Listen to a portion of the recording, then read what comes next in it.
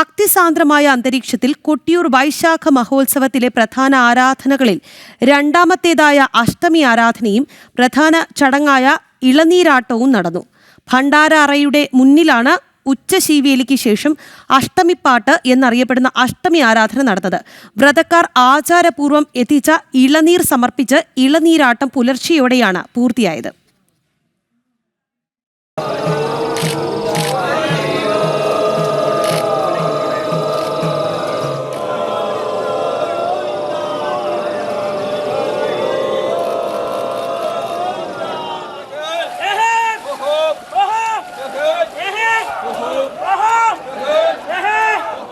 സ്ഥാനികനായ പന്തീരടി കാമ്പ്രമാണ് അഷ്ടമി ആരാധന നടത്തിയത്.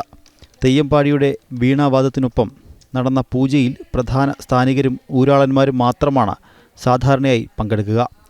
ഇളനീരാട്ടത്തിനായി വ്രതക്കാർ ആചാരപൂർവ്വം എത്തിച്ച് തിരുവഞ്ചിറയിൽ സമർപ്പിച്ച ഇളനീർക്കാവുകൾ കൈക്കോളന്മാർ ചെത്തിയൊരുക്കി അഭിഷേകത്തിനായി മണിത്തറയിൽ എത്തിച്ചു. സമുദായ ഭട്ടതിരിപ്പാടിൻ്റെ നേതൃത്വത്തിൽ ഉഷ്ണക്കാമ്പ്രം നമ്പൂതിരിയാണ് ഇളനീർ സ്വയംഭൂവിൽ അഭിഷേകം ചെയ്തത്.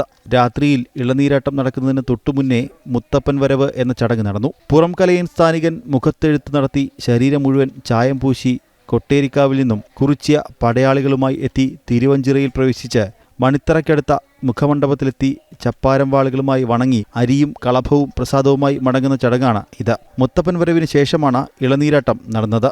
ജനം, കൊട്ടിയൂർ.